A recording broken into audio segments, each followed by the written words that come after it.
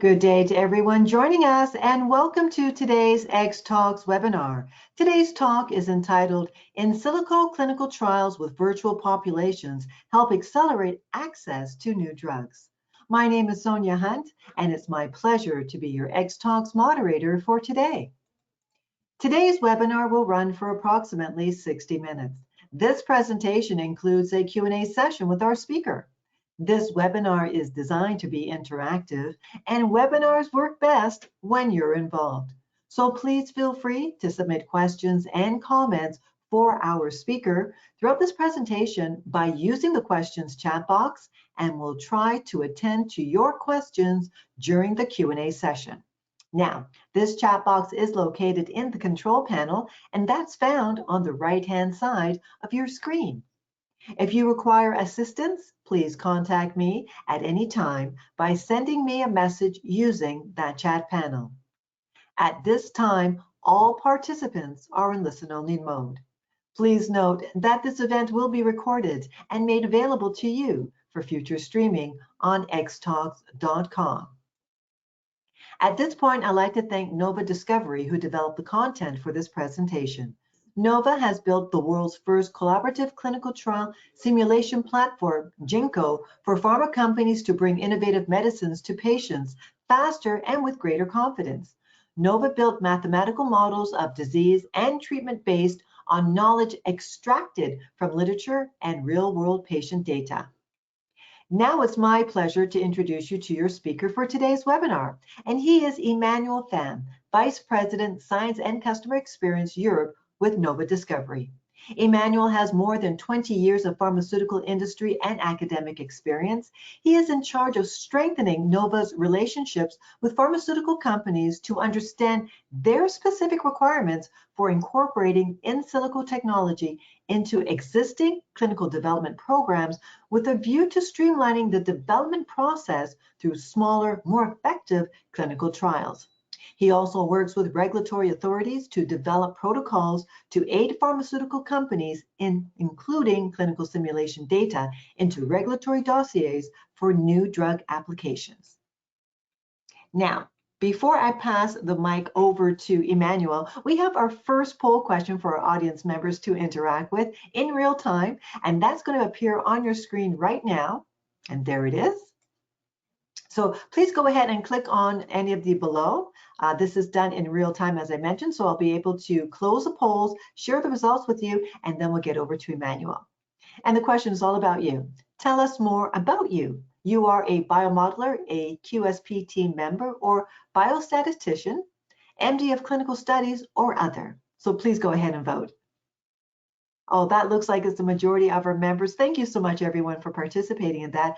It looks like there's a few more people out there that haven't cast their votes. If you can go ahead and do so now, I'll give you a few more seconds, and then I'll close the polls. Okay, that looks like that's the majority of everyone. Thank you so much. Now let's take a look at who's in our audience. Okay, so here are the results. We have in our audience, 26% said biomodelers or QSP team member, that's 26%. Then we have 6% that are saying biostatisticians, and then 10% are saying MD of clinical studies, and then 58% are saying other. So thank you everyone for participating in our first poll question. Now, before I pass the controls and mic over to Emmanuel, can I get your response to who we have in the audience?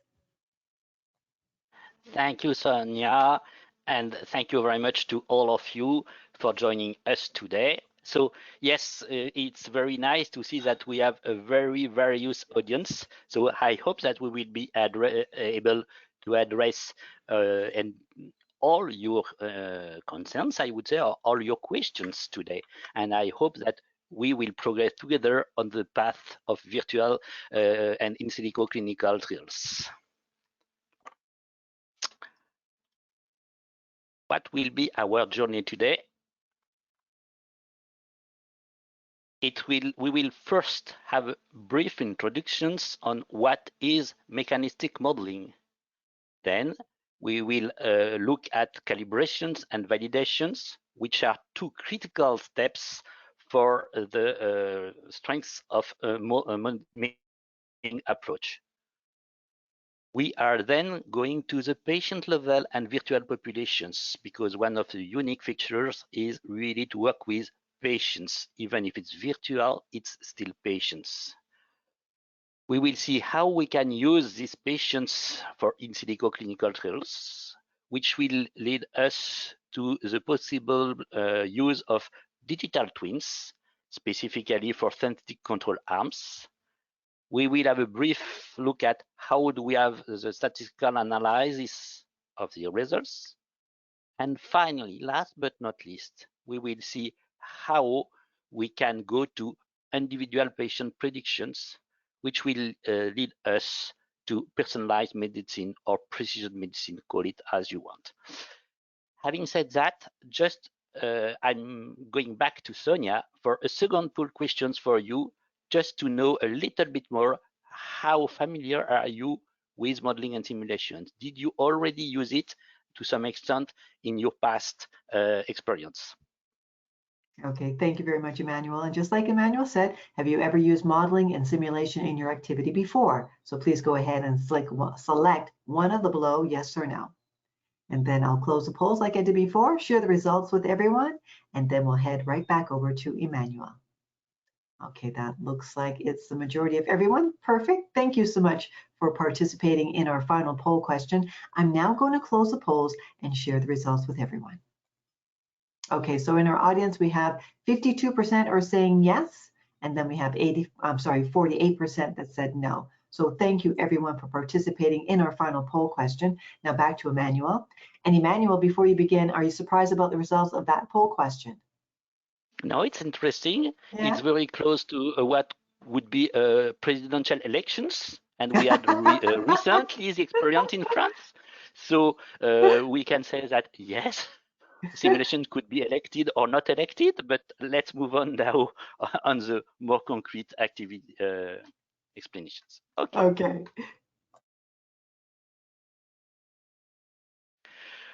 Introductions to mechanistic modeling. It's very different to what is called analytics or fully data-driven systems, meaning that, for instance, if you are using big data, artificial intelligence, and data mining, trying to find the informations within the data, you need a lot of data before to be able to extract some reliable knowledge. Whereas here, we are doing differently.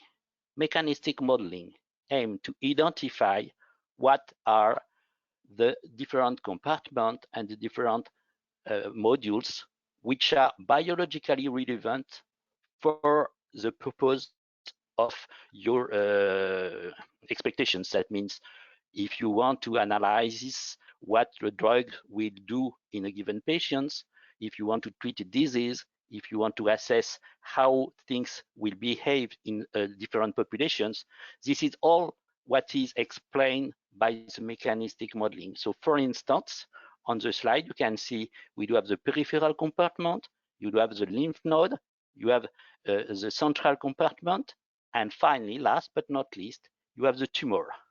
And the tumor is in a full context, which will be analyzed and modelized on a mechanistic manner, meaning that biological entities will be represented by mathematical equations. We will go in more details in a few seconds. Mechanistic modeling based on knowledge has three main pillars. First one is the disease model. You have to describe the disease, and this is the core of the modeling. Then you have the treatment model, which will impact the disease model.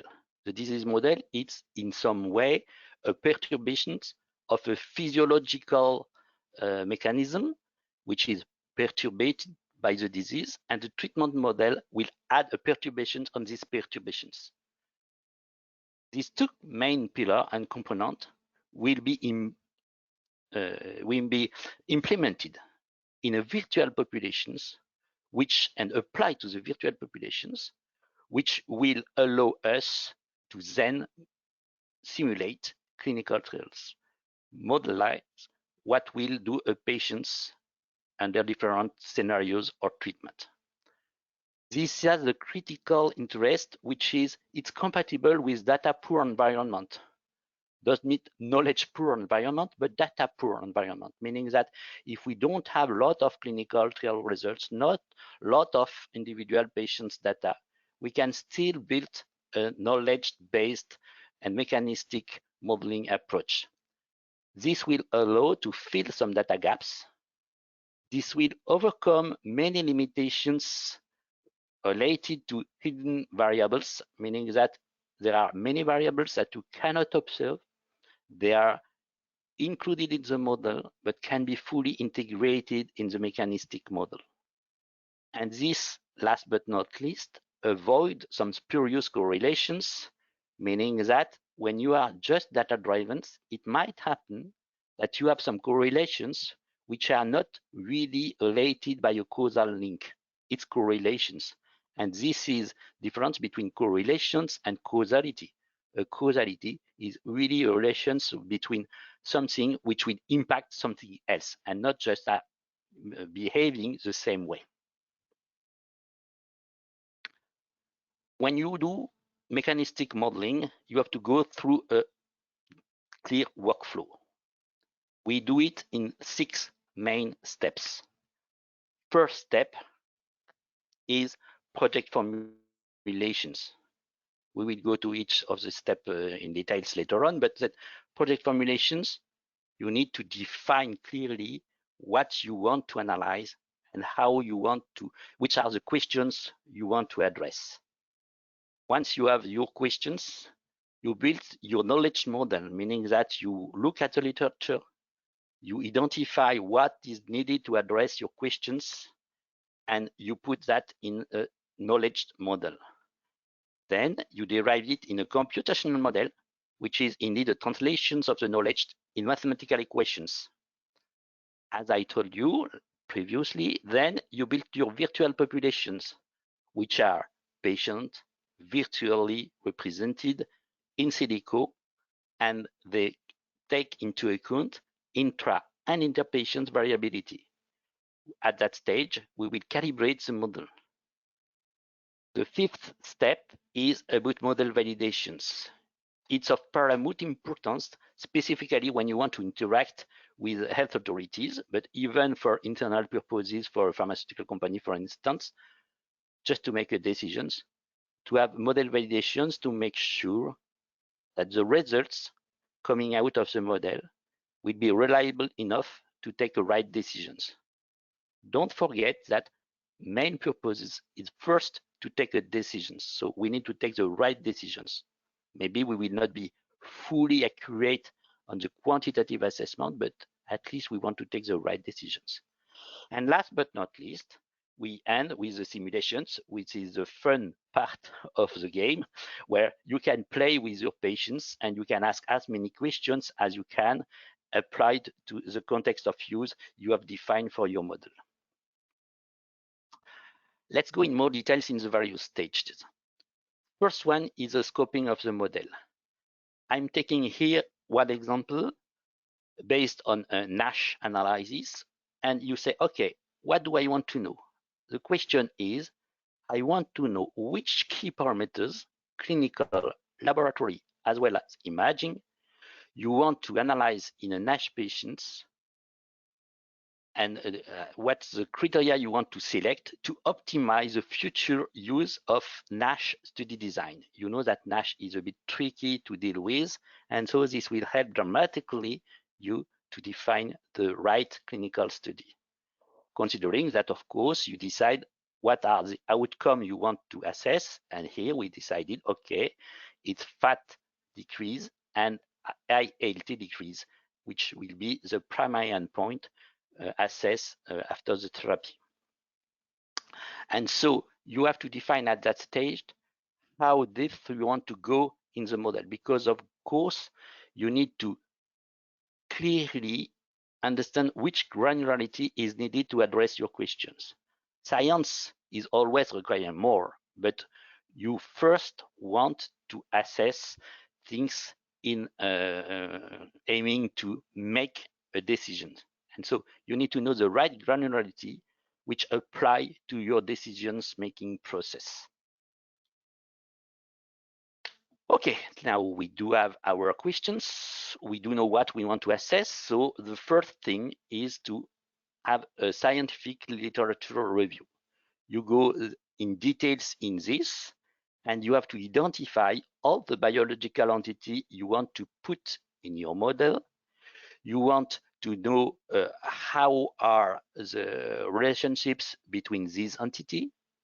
And last but not least, you have to quote what we are calling the strengths of evidence, meaning that it's knowledge. And you have to know how confident you can be in that knowledge. And obviously, it's different if this piece of knowledge is repeated in several articles, or if it's just an assumption coming out on one single experiment. And this is critical in order to assess the confidence you will get out of your final simulations outcome. In order to be, I would say, accurate enough and robust enough, it's recognized that as of today, at least, manually curations is required to have the high quality of the model. Unfortunately, natural language processing and other tools can help, definitely. I wouldn't say that they will not be of use. They help, but they cannot extract appropriately the knowledge in the literature. So manual curations is of critical importance. Once you have your model in place, which can be, by the way, graphically represented, I will show you in next slide how this can be. You have to go to the mathematical equations. So you start from the piece of knowledge, you get what we are calling an assertions, and you have a mathematical representation of these assertions, and you merge mathematical representations in what we are calling a system of ordinary differential equations. This will lead you to the model. So as I told you, you might have some graphical representation, and you can see here how the mathematical equations are transcribing what you can see at the molecular, organ, or cellular level, for instance. This is very clear way of providing information in mathematical mode. You can have here an example of a graphical representations of the submodel describing the NASH disease I previously talked to you about. You can see that, for instance, that you have different entities and different submodel. One is the glucose, insulin resistance, cholesterol, fatty acids. You have interactions between them. You have the number of bioreactions, and you can see that there are many bioreactions. For instance, here 53. You have 432 parameters, and so on. So you can see that even for the NASH, it's a pretty complex model if you want to address clear questions. Okay, we move to the validation. So we are not talking about the final validation, which is here, but just saying before to go to the virtual populations, you already need some step of validations. That means you need to validate your knowledge model, and you need to have some validations of the computational model. Specifically, you have technical review, making sure that you can resolve, for instance, the equations and nothing is going wrong, because of course, you first to fix it before to be able to do the virtual population. Virtual populations. It's a population of virtual patients. What is a virtual patient? A virtual patient is exactly as an actual patient. He is taking value in the distribution for each parameters which is describing a patient in our model. You have two kinds of parameters. Some are obvious and are easy to observe, for instance, the weight, the height, age, and whatever.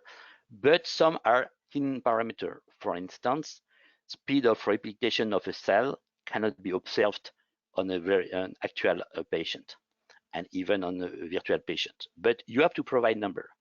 So each virtual patients are described at the end by a set of data, exactly as would be real patients. So that makes sense, and that makes easy for everyone to understand what we are talking about and what we are working on, because we are talking about patient at the end. No more about equations, no more about simulations, but about patients. Virtual, but patients. These virtual patients are said to be fully plausible. What does this mean?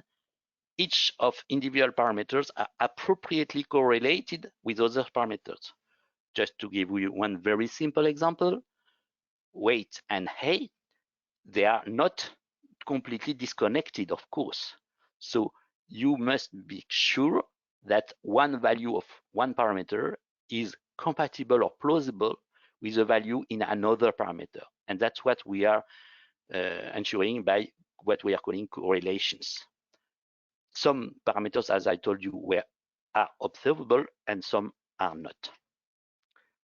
Now we know how we built a patient, and then we can build a virtual populations. You can see very easily here, you can see a lot of my small individual virtual patients, and I'll build one at a time. Let's say here, for instance, here, I would like to build 200 patients, and I'm about 32 over 200. And you can see the distributions of the parameter. For instance, you can target the populations and the distributions for the populations for age, for gender, for mutations, and so on and so on. The VPOP is built using many data. You have data epidemiological study, you have other clinical study and databases. You have shared patient data, which are more and more available. You might have other simulations. You have literature, of course, and you have bioinformatics. Everything leads to distributions of the population, mean and variance, frequency, and so on. And at the end, what you get is your virtual populations. These virtual populations has many advantages. First, there is no limitation in the number of virtual patients, which is of great interest, for instance, for rare diseases, because then you have no limitations in the patients you want to put in your clinical trials. Another point is there is no limitation in the durations of the in silico study. We all know that it's difficult and sometimes not very ethical to run clinical trials for a very long time, even if clinical benefits would have to be assessed at long term.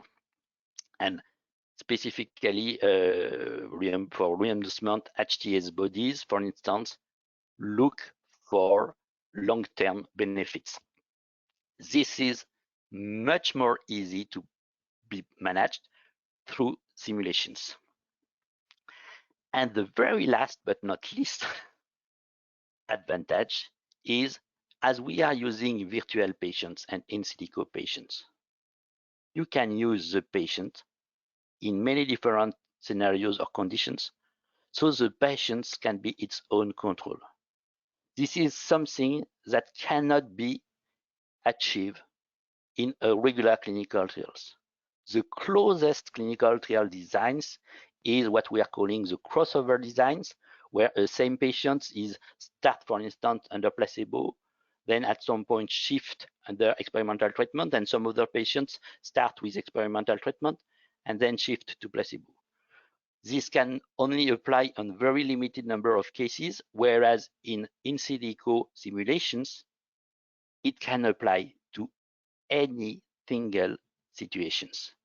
A patient can always be its own control, meaning that then, and I will insist on this, but then you can assess individual benefits, which is really something that you cannot get out of any other clinical trials. We said that we are data poor environment, doesn't mean that we don't use data. Of course, we are using the data which are available. They are using at different level. They are using to develop the computational model. And usually for this, we are using publicly available data. And this built the disease model and the treatment model. Then once we have the first development of the model, we want to calibrate the model. And then for the calibration of the model, we can rely, of course, on publicly available data. But when we are working with a sponsor, we can use proprietary data, and the sponsor can have, I would say, a personalized or yes, a fully adapted model using private data or proprietary data, which are unique to that model for that sponsor. And then we can build the populations. And the same kind of data can be used for the validations. We have to notice that, of course, we must not use the same data for the calibrations and the validations. So in the best case, we do have different set of data. If unfortunately we don't have different set of data, we do have to split the set of data in two and use part of the data for the calibrations, part of the data for the validations. But then it's a bit more complex and a bit more technical, so we don't want to go in such details in that presentation. Very important point, we do have the clinical validations. This is the real validations. That means all the other steps are, I would say, technical validations. We are ensuring that mathematical equations are solved properly and raised to the right numbers. But at the end, what we want to assess is, does the model predict correctly the clinical outcome? And for this, we are using clinical data study where we don't use this data to calibrate the model. So we are using a new set of data to validate the clinical outcome. It's critical. And so you can see, you can have in that case, the individual dots, which are actual points getting out of the actual clinical study. And you have in blue the predictions of the simulation. And you can already see that visually, it's very good validations. Of course, it's not only visual, but you have mathematical systems which allow you to quantify the goodness of fit of your model. This is very important, and this validation step is compliant with guidelines published by the FDA.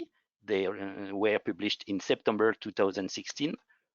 And more, we are having guidelines. We are working on new guidelines for good simulation practices, making sure that everyone agree on the way to do a simulation and making sure that it's reproducible between different people. You might tell me, but what if I don't have individual data? If you don't have individual data, or if you want to make sure that you can assess it in some other context, you can still use aggregated data. Let's take an example. If you do have a published article where you do have summary results on a clinical study, you can build a populations which is similar to the populations which had been enrolled. You have usually baseline characteristics which are described in the publications, so you can reproduce the same virtual populations, and then you can see if your virtual populations is able to predict the, let's say, for instance, average outcome or of the clinical trials as it has been observed. So it's less accurate than individual validations if you cannot measure outcome in each patient against the predictions, but it's still a good validations and making sure that you are comfortable with the results and you can apply the results of the simulations in other contexts. Simulations, I told you, how do we do simulations? What's very nice that you have virtual populations of virtual patients, 1 to n patients, for instance, and you can expose your patients to various scenarios. Here, it's an example. I took 4 scenarios. One is a placebo. The second scenario is standard of care. The third scenario is experimental treatment as low dose. And the fourth one is experimental treatment as high dose. Of course, you are not limited in number of scenarios you want to assess. And that is of paramount importance, for instance, when you are talking about combinations. Let's take the example in oncology. Combinations are generating a lot of scenarios possible because you have not only the compound you want to combine, but you have dose for each compound. You have the sequence of administrations. Do I do the compound A and then the compound B, or do I administer compound A and B at the same time? And so on and so on. Just to give you one example, we have worked on more than 170 arms or scenarios at a time in order to compare as many combination or as many opportunities as possible. So that's really something which can help to design an actual clinical trials based on the simulations and selecting what are the best scenarios to assess in a clinical trials.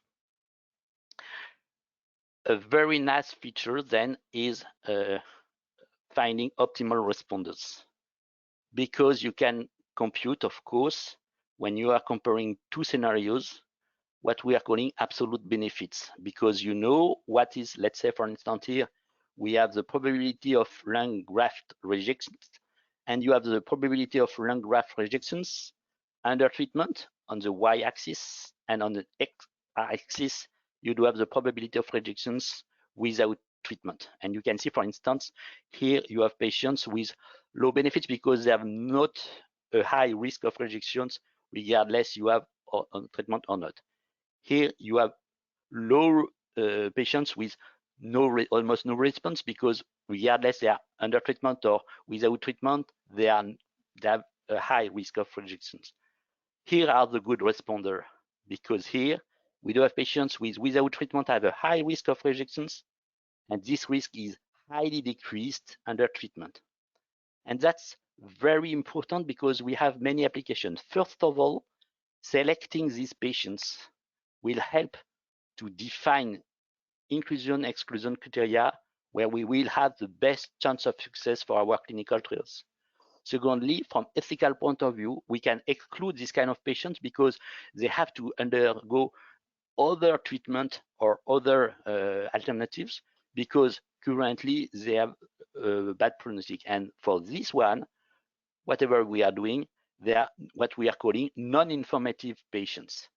So meaning that if you include them in your clinical trials, they will not jeopardize your clinical trials, but they will not bring you value to highlight the difference. It's only here where you highlight the difference. So we can help to define the right populations on which you have to execute your actual clinical trial.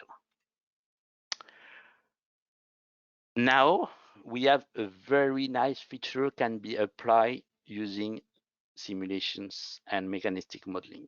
As we are modeling at the patient level, we can mimic and we can provide digital twins for actual patients.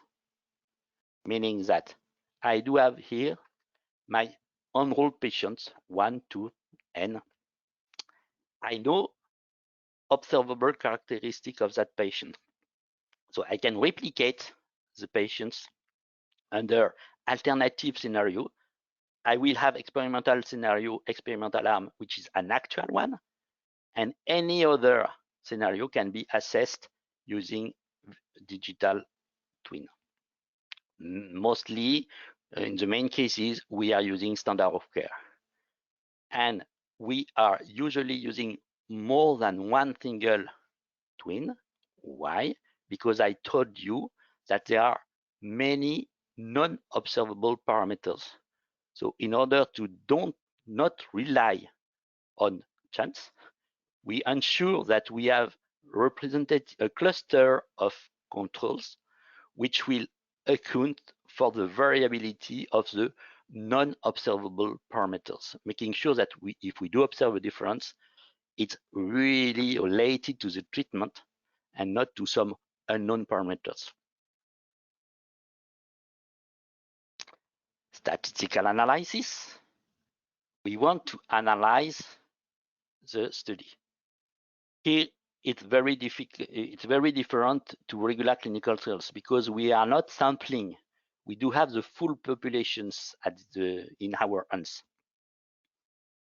We are really focusing on patients' outcome.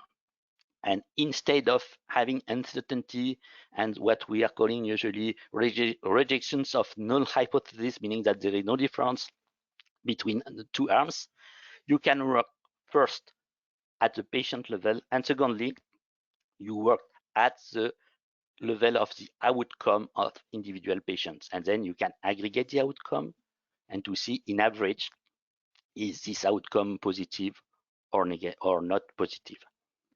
We are working, of course, there are some uncertainty and we are dealing to uncertainty. We are modeling uncertainty with what we are calling, among others, the interval for the predictions. Of course, you can always reproduce a regular clinical trials, but it's good because you can do more than one sample regular clinical trials. You can do thousands of regular clinical trials. You mimic them and you can see in average how many clinical trials will be positive, how many clinical trials will be negative or not positive or not conclusive. And this is very important because then that's a new way to assess the power and the probability of success for a clinical trials.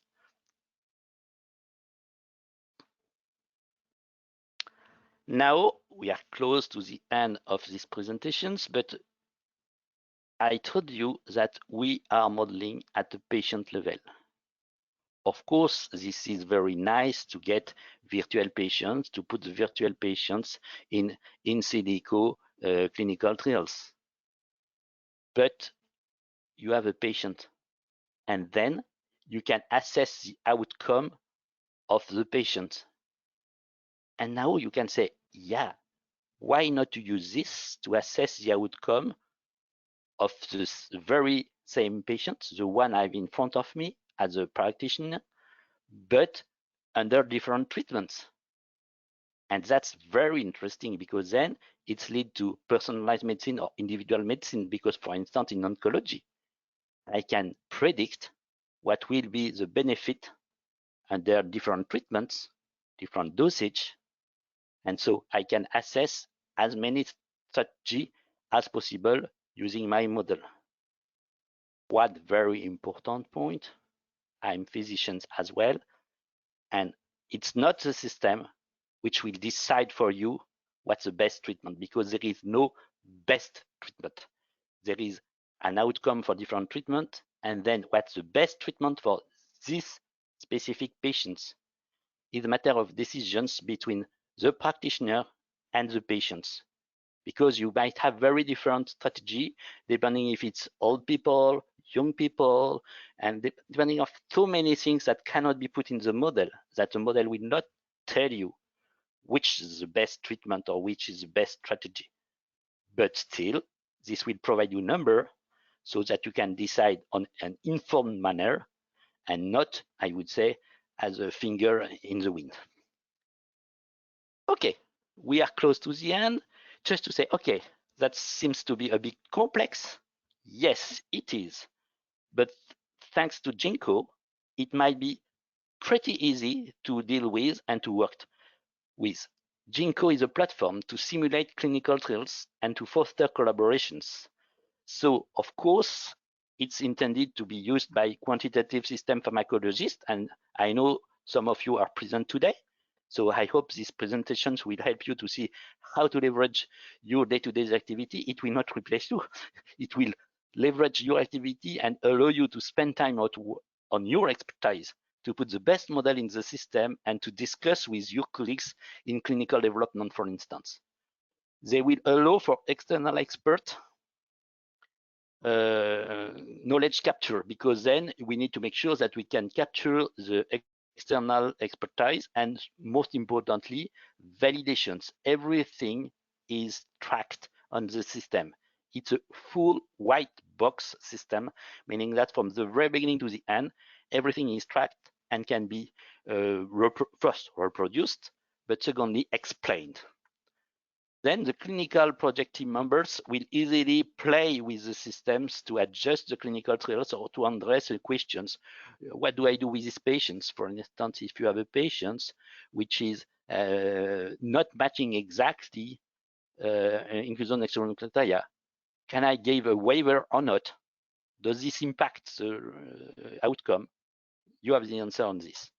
And last but not least, we do expect to be fully integrated with regulatory agencies, because it allows them to ask many more questions than they can ask currently on a regular, simple clinical trials, because then you can add additional trials or additional questions that can be asked to the model, and you can have variations and so on a comprehensive manner. This is, as I said previously, a complete solutions for from the very beginning. So you have the knowledge curations. I explained to you it's a manual curations, and you can see that there is a link between the model and even the article that led to this piece of content of the model. Then you can run your clinical trials, and finally you can play with the outcome, and of course you can export it in your favorite softwares. Time to conclusions. Mechanistic modeling, I hope I convince you that it offers a unique opportunity to increase drug development efficiency. It allows for patient-level modeling, which is critical, not at the population-only level, but really patient level, which first allow for assessing individual benefits.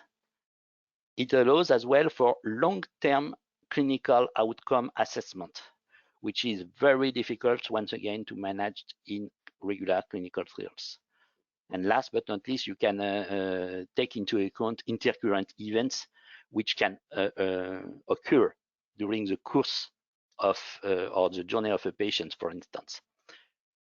The value offered by mechanistic modeling is applied all along the clinical development journey from the very beginning, because it might help to define and to have synthetic control arm, for instance, at the phase 1, when you don't have a regular clinical usually control arm, and up to the market access discussions, where you can play with a very complex model and you can define precisely with people with HTA's bodies how to deal with the best reimbursement, for instance, or what's the healthcare strategy for a government, for instance.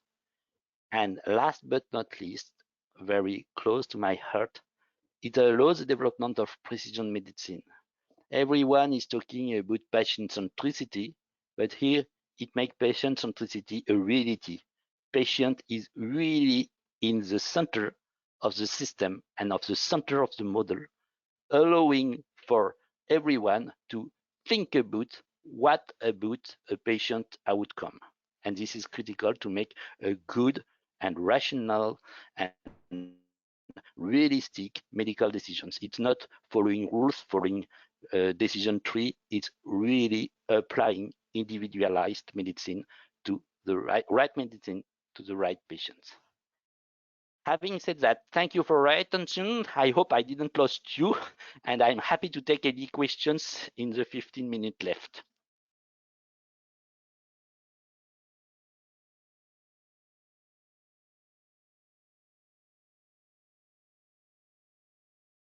Thank you, Emmanuel, for that very detailed presentation. I hope everyone enjoyed it. And now we're going to begin the Q&A portion of the webinar. And with that, we'll put on our webcams. So I'll invite Emmanuel to put on his. Hi, everyone. There he is. All right, perfect. So while you were speaking, Emmanuel, I did receive a bunch of questions that have come in from our audience members. So I'm going to start with this one first. This audience member is asking, what experience do you have with rare disease using modeling?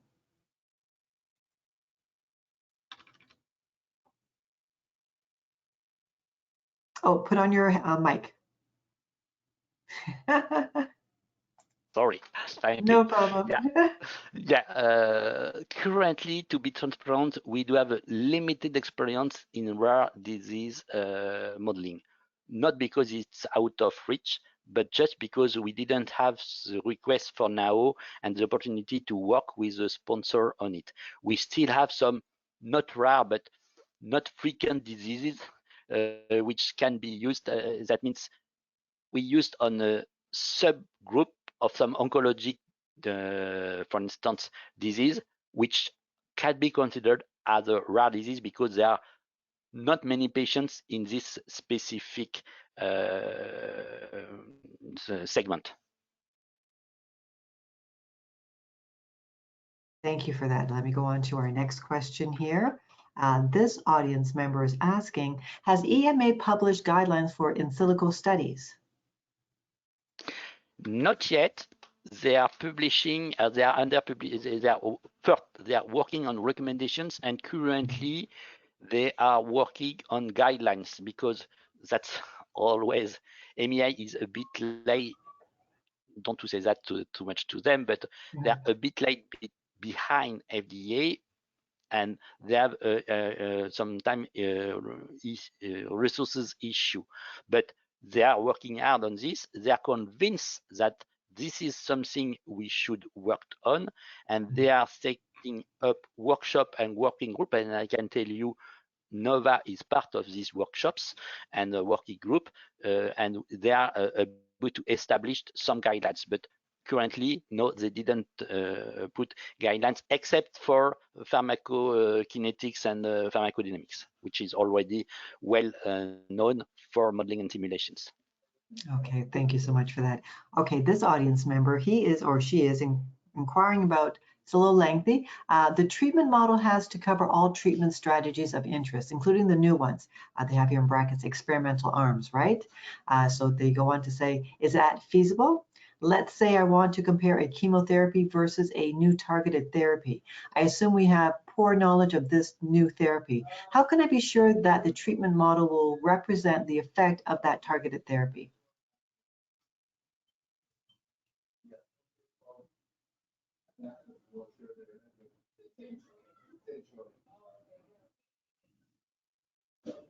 Oops, hold on. Very good question. With meaning that, of course, at the very beginning, it will be very difficult to have the right model for everything. But if you follow what we just go through during the presentations, you can have the following journey. At the very beginning of the development program, you will have only control arm. That means what will be in silico will be standard of care of the comparative arm, but you will not modelize the experimental arm for your new treatment. Then, using both translational data, that means preclinical data, animal data, and early data coming from phase 1, for instance, or phase 2A, then you will adapt your model and you will be ready to use the full model capabilities for designing your phase 3 and ultimately to treat the patient. So yes, at the very beginning, you will not be very accurate in modeling the effect of the new treatment. But once again, that's why we are not replacing regular clinical trials. We are complementing and empowering regular clinical trials, meaning that we need the data acquired by clinical trials, but you need less data, and you need, for instance, no need for additional patients in control arm. You can do in silico control arm and really focus your efforts on your experimental data. Okay, great. Thank you so much for answering that, Emmanuel. Let's go on to our next question here. Now, this person is asking, how would you consider risk into silico clinical trials? How do you consider what risk? How would you consider risk into silico clinical trials? I'm not sure what the people What mean by saying? risks here. Yes, Okay. because there are many risks, but Are there many risks? we are. What would you think? We do have. I can answer several ways. First, there is risk. That means it's what's the risk we are taking using in silico clinical trials. And here, including regulatory authorities, there are a clear framework we can use depending on how what's the impact on the in silico clinical trials of the decisions. Is it something which will just complete or expand decisions based on other informations, or is it the key driver of the decisions? And that's one risk. That means how risky is to rely on the in silico clinical trials to make a decisions. Another, that's why I'm unsure of the question. Another aspect is how do we integrate the risks into clinical trials, and specifically, for instance, adverse event, or, and once again, here we can do whatever you want, and it depends on the questions you want to address. But if you want to address, for instance, benefit risks for the patients, you need to make sure that in your questions and in your context of use, you integrate, for instance, adverse events and unwanted effects, or that will be risk for the patients. So we have risk for the decisions, risk for the patients. Okay, I think that was very thorough, Emmanuel. Thank you for that. Okay, so this audience member here is asking, I think you might have answered it, but I think they're asking again. Do you think in silico clinical trials will replace classical clinical trials? Good question. Yes.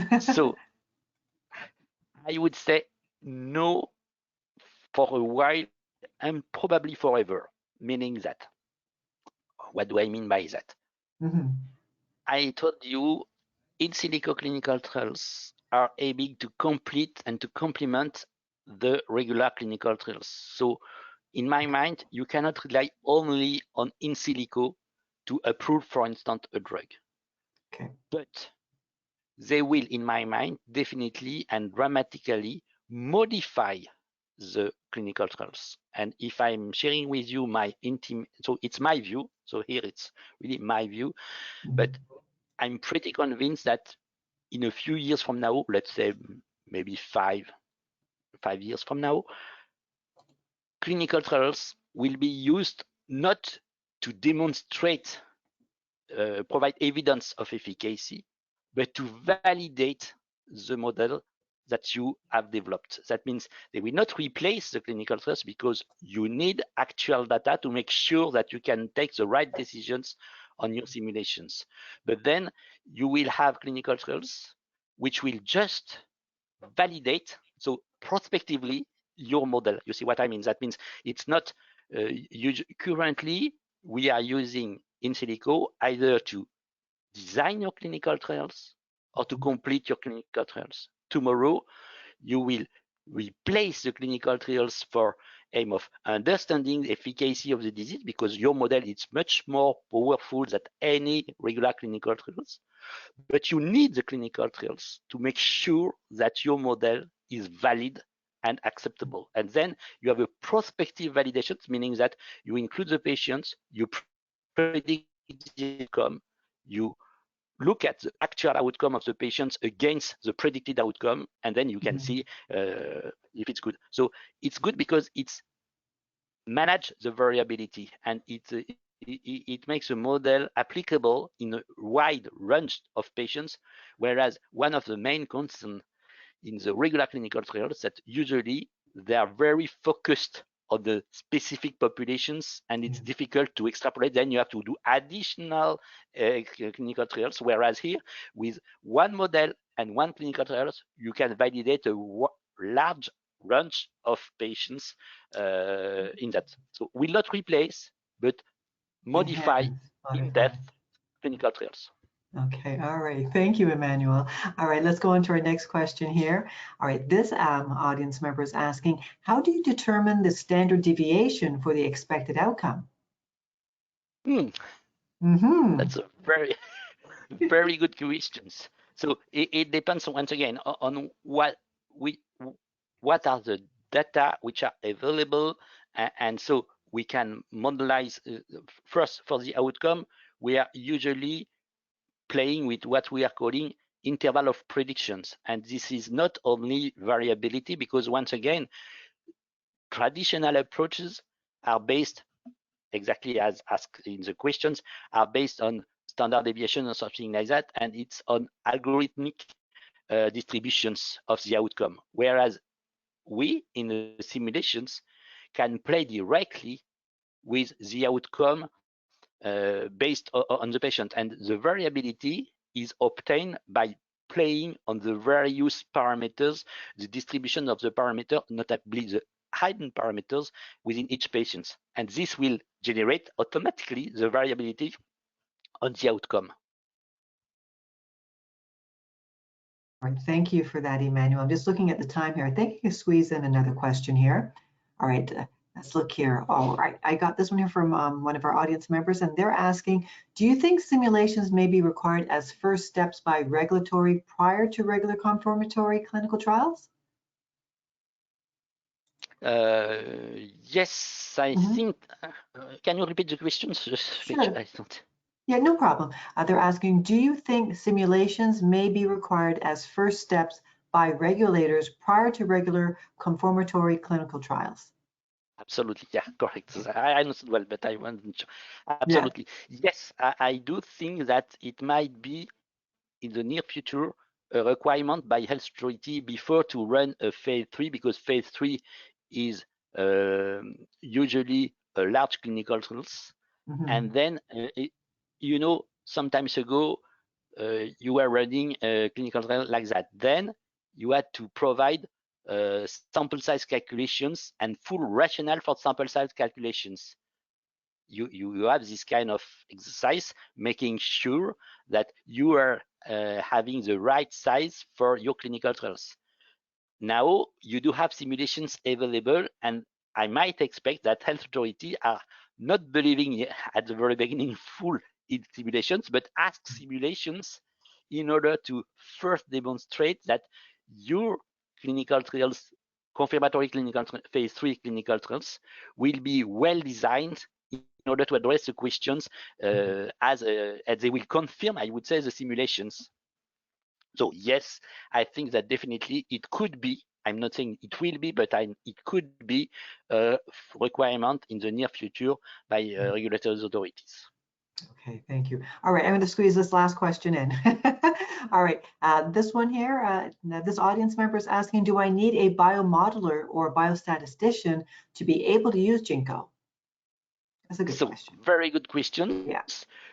You need interventions of a biomodeler and or a biostatistician in the course of the project in GINCO, but you don't need a biostatistician, a biomodeler to use GINCO. That means once the model is in place, when everything is put in place, and that's the aim of GINCO, clinicians, medics, or a clinical trial manager can play with GINCO on its own because the model is here, and you can play with the population, you can play by yourself, as long as you don't want to modify the model or to modify the structure of the populations, which is a bit more complex and need a little bit more of knowledge. You can play with it on a very free manner, and specifically you can filter, you can change the outcome or whatever. As long as it is a model, you can play with it without any specific knowledge. Okay, perfect. All right. Well, thank you very much, Emmanuel, for answering all those questions. We have come to the end of the Q&A portion of the webinar. If we couldn't attend to your questions, and there's a number of them there, please realize that the NOVA team will follow up with you after this presentation. And if you have any further questions, please go ahead and utilize the email address that's on your screen, and that's the one there for Emmanuel, and he'll be very happy to answer any of your questions or inquiries. Thank you, everyone, for participating in today's webinar. You will be receiving a follow-up email from X-Talks with access to the recorded archive for this event. A survey window will be popping up on your screen. Your participation is appreciated as it will help us to improve on our further webinars. Now, give me a few seconds. I'm going to send you a link in your chat box, and you'll be able to view the recording of this event with that link, and also share that link with your colleagues once they register for the recording as well. So I encourage you to do that too. And get even more out of today's presentation by downloading the supporting materials that are available under the Handouts tab. And we have 4 there for you. One is a white paper, New Methods for Improving External Control Arms. Then we have one that is the Future of Clinical Trials, How in Silico Can Add Value Post-Approval. And then the other one is the Future of Clinical Trials Conquer the Complexity of Biology with Clinical Trial Simulations, and then In Silico Trials. So there's 4 there to check out, so go ahead and check it out. Now, please join us in thanking our speaker, Emmanuel, for that very insightful presentation. So thank you, Emmanuel. Thank you all for attending, and thank you, Sonia, for your support. Thank you very much. Thank you. We hope you found this webinar informative. It has been my pleasure to be your webinar moderator. On behalf of the team here at X Talks, we thank you for joining us. I'm Sonia Hunt. Until next time, please take care and bye for now. Thank you, everyone. Thank you, Emmanuel. Bye. Thank you. Bye.